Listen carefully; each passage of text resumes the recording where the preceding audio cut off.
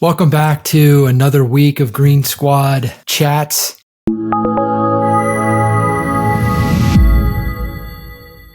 Today, we're going to be talking about whenever you're in a partnership, whether that's a business partnership or your family, and that partnership or that team has to get on the same page in order to reach their goals, in order to realize their vision.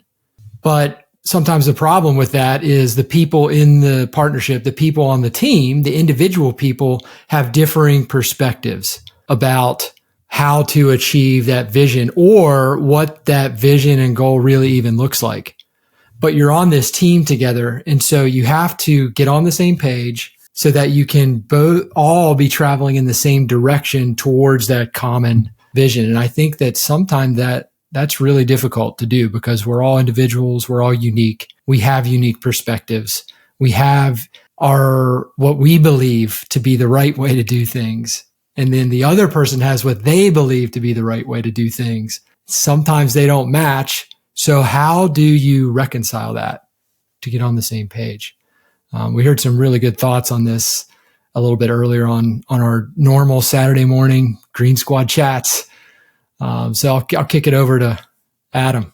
Such a good question. Well, first off, I'd be remiss. I haven't been on the podcast since the College National Football Championship, and I am wearing a Michigan gear today, and University of Michigan is the national champion. So anybody, all of our 5 listeners, they need to know that Michigan is the national champion. So such a great question. The art of communication it dates back to Paleolithic times.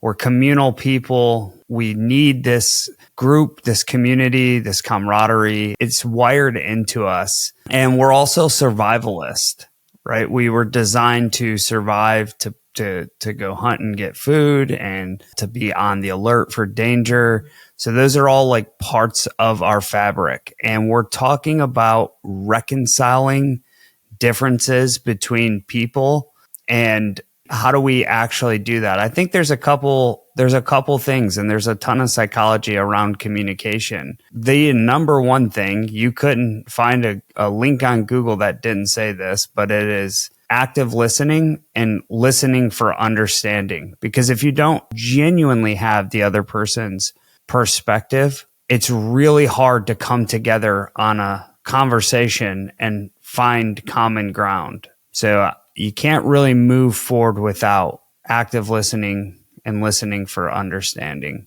Another way to say that, and another thing to think about, is empathy. Having genuine empathy for somebody's position, trying to put yourself in their shoes and really understand how they feel about it, because people in general will remember how you make them feel more than they'll remember what you said to them.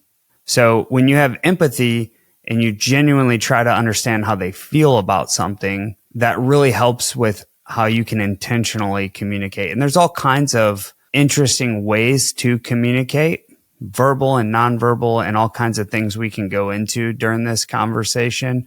But I think that's the baseline, right? That's where it starts, because you're still 2 humans across from each other communicating. And to go forward together, it really takes common understanding. I just, for the listener too, want to throw out like listening to understand versus listening to respond. The way I think about that is I have a unique perspective and I have a way that I might go about something. When I'm listening to respond, I'm focusing on how I would do it. And I'm listening for all the ways that I could then maybe convince this other person, regardless of what they're saying, to convince them to do it my way. And to me, that's listening to respond. That's listening with an agenda. And the agenda is to bring you over to my way of thinking versus listening to understand. When you're in a team relationship, a partnership, maybe your way isn't the best way to do it because you're trying to bring everybody on the team on board. So you're listening to understand, like, where are these connections we can make? Where are these common grounds? I want to understand your perspective in a way that I would be willing to change potentially my way of thinking if I understand your way and it's kind of like new information and like an oh yeah aha moment. So For me, that's the difference between listening to understand and listening with an agenda or listening to respond. Really hard to do, by the way. Yeah. Like really hard to, because you have a core belief. I'm talking to you, Brian. I'm saying this is the best idea ever. We should do this. You and I are partners, and you're giving me resistance. Now my ego is involved. Now I'm like, what do you mean? This is the best idea ever. Like, this is the way forward. Like, that's your natural reaction. So it's hard. It's really hard to do. Yeah, I've struggled with this before. I don't think I'm like 10 out of 10 good at it yet, but I'm way better than I used to be. I think the reason people struggle with this concept sometimes, well, first of all, we're emotional. And when you're communicating about a challenge, a lot of people get emotional. So there's science out there that when you have logic and you have emotion, when you have more emotion, it degrades your ability to logically think through issues. But the other thing I was going to mention is, as humans, we love being right. The challenge with this is that people love being right. And when people love being right with something like where it's subjective, well, you have your version of right and I have my version of right. And they can both coexist if we find that common ground. But I know the way I used to do it is I'm just like, I want to totally take command, take control of that situation and dominate the other person. Like that's not active listening. That is not working together. That is not compromising. And so I've had to work on that. And the way I have worked on that is really softening my approach and make sure I understand the other party's goals and I understand what's important to them, like their values. There's some technique to this too. That's really interesting because it's hard to really know what somebody means or how they feel at face value just from their words.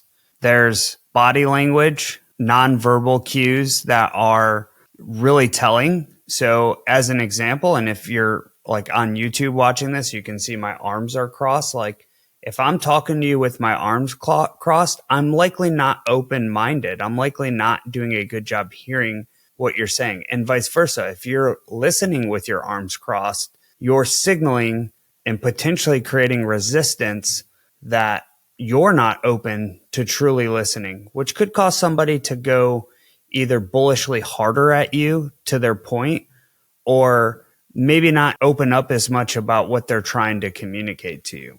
There's also other things in your verbal conversation, words you can say, ways you can ask question to truly understand. One thing that Chris Voss talks about in his book, Never Split the Difference, that if you guys don't know who Chris Voss is or what that book is, he's an FBI negotiator, and he's talking about how to effectively communicate with other people in reality. And he specifically talks about labeling. And what he means by that is like labeling the emotion. So if James calls me and says like, why'd you do this? You're like, this seems all gunked up. And I could say something back for understanding because I don't know necessarily where he's coming from. He's just coming out of the gate on a thing. I could say, it seems like you feel like I messed this up, and I'm labeling his emotion. And then he would probably go, no, I just want you to do X, Y, and Z. Like, let's move this forward. Or he would say, yes, I feel like you're not holding up your end of the bargain. I feel like you didn't do this. And he may give me more information that allows me to better understand where he's coming from rather than just take a comment at face value.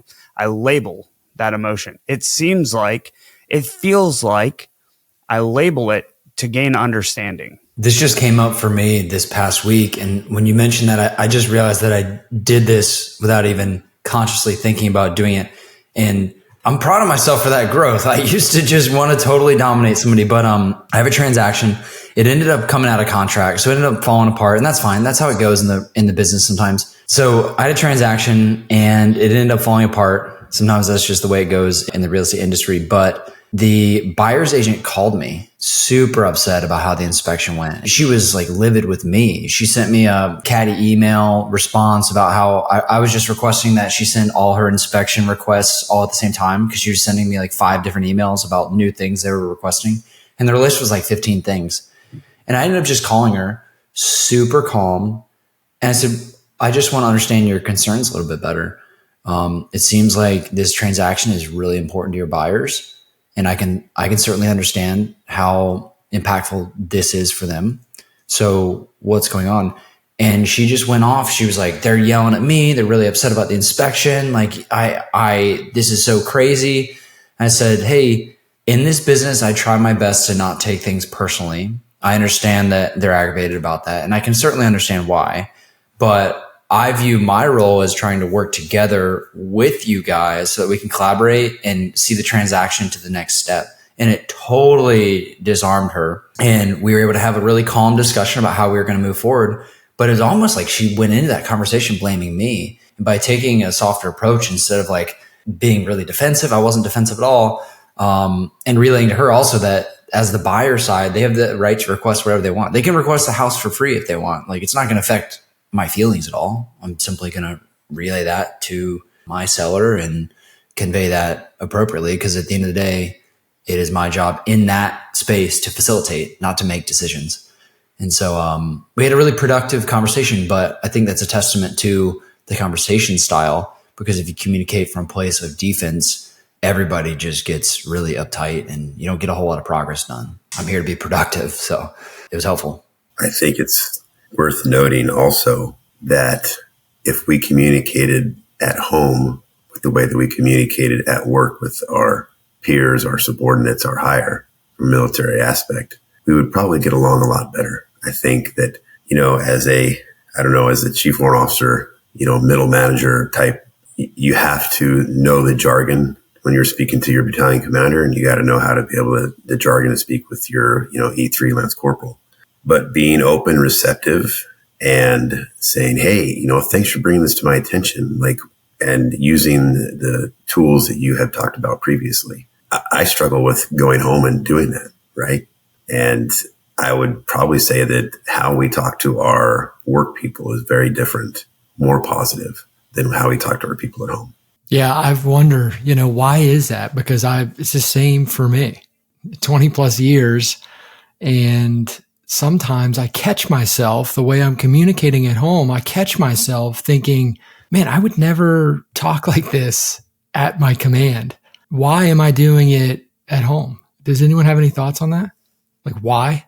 I think we're more comfortable when we say at home, like primarily married with your spouse, where you likely have a long-term relationship, a deep degree of comfortability. You can kind of let loose and almost feel like, the rules of humanity, not crazy, but the rules of humanity don't apply. I can just kind of let it go. Like I'm turning off for the day. And it's not that you need to be off or on. It's just having that level of care for communication that you feel like you're on at maybe work or your job or your business, that you feel like you can be off at home.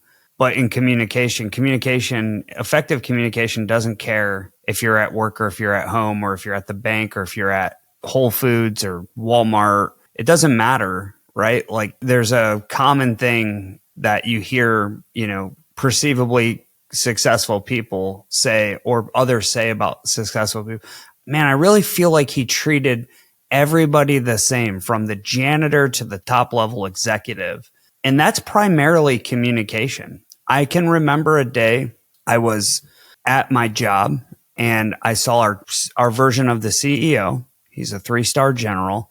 He's walking out at the end of the night, and we have janitors that come in and clean this building. And he just stops to talk to these janitors, and they primarily speak Spanish. And he is super busy. His time is incredibly valuable. And he stops and he hangs his clothes up he's taken out with him.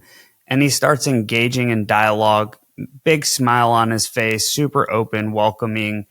And he's speaking Spanish to them.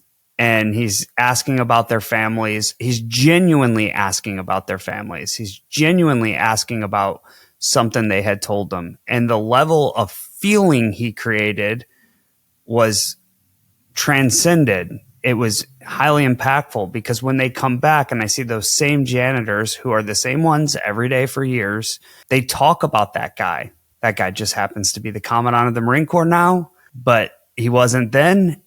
But he had a genuine care for people, and he wasn't talking to them to get information from them or, because it was the thing he has to do as the leader. He was genuinely caring. He was genuinely understanding, and he was open and asking open questions and engaging on what they said, not just thinking about the next thing he wanted to say. To your point earlier, Brandon, it's crazy. Talking to everybody from the janitor to the CEO in the same way, the way you treat people comes out in how you communicate to them. Yeah. When you have a leader, and I've worked for these leaders, like you just mentioned, Adam, that they care. Like you feel it. You feel like they care. You don't feel like they're just doing it because they're supposed to. That's tough for some people to grasp that. I facilitate some leader development courses, right, in my current role. And some people have a hard time as they're getting ready to assume future roles of more leadership responsibility. They know they're supposed to care about their people, but then I'll get the question like, well, what if you don't? Are you supposed to fake that? And then, my thoughts on that are, you're not ready for the role if you feel like you have to fake that you care about the people on your team, right? That's something you need to reconcile before you get into that role. Because if you don't genuinely care about the people on your team, then you're going to run into some major issues, not just leadership issues. Like the team is not going to gel. They're not going to trust each other. They're not going to trust you, and they're not going to meet their mission, certainly not at the level that they could. So you have to care, and then you have to figure out a way to show it, right? You have to care first, and then you have to figure out a way to make your people feel that. And you mentioned empathy. They have to feel it. They can't just see it and hear it. They have to feel it. And I think most people will listen to this and say, yeah, I agree, but I am who I am. So how do I improve? I think first is self-awareness, knowing what you don't naturally do well. How do you, considering in the moments, how you respond both in your body language, and think about raising kids. I know everybody but James on here has kids. Think about raising kids, and you tell your kids to do something they don't necessarily want to do right then and there. What's their body language look like? What does your body language look like when somebody gives you something that you don't like? How can you ask questions, good questions? A lot of this relates back to asking really good questions. And a lot of times for understanding, those questions should be open-ended. Things like, what are you hoping to accomplish by us X, Y, or Z, possibly working together? Tell me what's driving your desire to, right? That's open-ended. It makes them think about what their surface level gripe to you is, or, whatever their position to you is. Something as simple as, can you walk me through your current situation? Or what impact is this problem having on you both personally and professionally? Those are open-ended questions. Those are questions that you're getting the surface from somebody, so you may not understand as much as you need to. And if you ask questions like that, you might get more information that really could be something simple behind that you're like, oh, I'd love to help you with that. Now I understand. I'm sorry that I made you feel that way.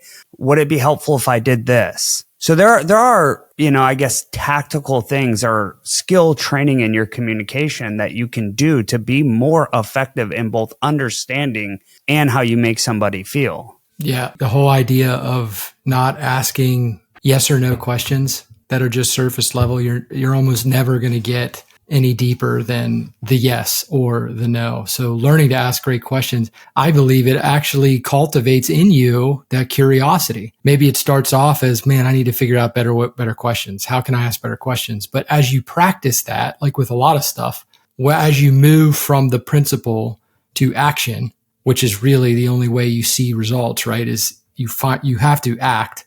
As you practice that question asking, you become more curious, and by way becoming more curious. Becoming more curious, now you start to have these conversations where you are digging deeper and you're getting to the root cause. That's like the principle. Be curious, ask, go after the why somebody's saying that, why they're feeling that, and don't ask yes or no questions. Why do you ask that? I'm curious why that's important to you. Like something as simple as saying that. Why do you ask that? I'm curious why that's important to you. Because right now somebody might ask you something, you could have a visceral internal reaction to it, and you're ready to fire everything at them, but you don't yet have understanding. And it could be something simple behind that. It could be something, there could be a lot to that, but just why do you ask that? I'm curious why that's important to you. Like, think about that. What would your reaction be if somebody said that to you? You'd have to go, yeah, actually, since you asked that, here's what I was really thinking. And you're like, oh, so you said this, but what you really meant was this. Now we get to meaning, to why, to the core of the actual conversation. Trying to do that with teenagers and boys, it's a struggle. I don't know, Dad. Gosh, I just breakdown hamster falls off. Yeah, kids are harder because they're not as their level of metacognition, thinking about thinking and being as thoughtful as an adult is it's the low depth there. I do it with my son all the time too. Like, I don't say, "Did you have a good day at school?" Because that's a yes or no question. I say, "What was the most fun thing you did today at school?" And I try to get him to engage in conversation rather than, "Yeah, school's great, Dad." I'm even those questions, like having 3 teenagers, 2 girls and a boy, and then as the youngest being 12, asking those open-ended questions, right? Hey, what made your day impactful? What made your day, like, did you have what part of your day was pretty neat? Nothing, Dad. Was there a part of it that was pretty bad? Nothing. Okay. All right. Well, then, all right. I love you. And then, kiss on the forehead, a slight hug, and go around the corner. You get that. The kids are different, right? Dude, I get it. Kids are so different. Much. Yeah. But here's what's cool, Travis.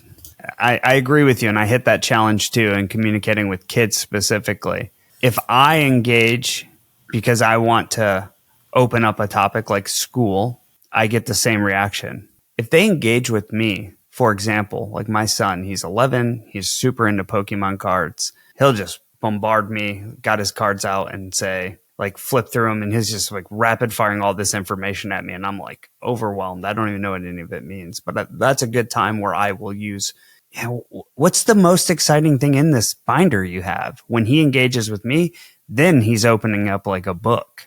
Like, and it may be a topic I know nothing about, or like I'm not super interested in, like, what the health of that Pokemon card is, but I know it's really important to him. Otherwise, he wouldn't have attacked me like he did while I'm probably in the middle of doing something super important, right? Yeah, same with my son when he's, "Hey, Dad, look what I'm doing on Fortnite." Internally, I'm like, I can't stand to watch Fortnite for 2 seconds, but yeah, man, that looks awesome. Tell me about that. And then he'll rattle off. Or, the Talaria bike that he just is looking to get. I'm like, yeah, what makes this bike something that you're interested in? Oh, it's got this, I can do that, and blah, blah. Yeah, it goes off for sure. Exactly. Great conversation. I mean, we could go on and on discussing this because communication between people, between humans is so complex because every person brings to the conversation all of their experiences, their beliefs, their assumptions about how things are working, and they're all sometimes different. So it's very complex, but I think some of the principles are, one, be curious. Adam just said it, right? Be curious, ask great questions, get to the root cause, that, right? Listening to understand, asking questions to better understand. And you may find that you spend more time doing that in the conversation because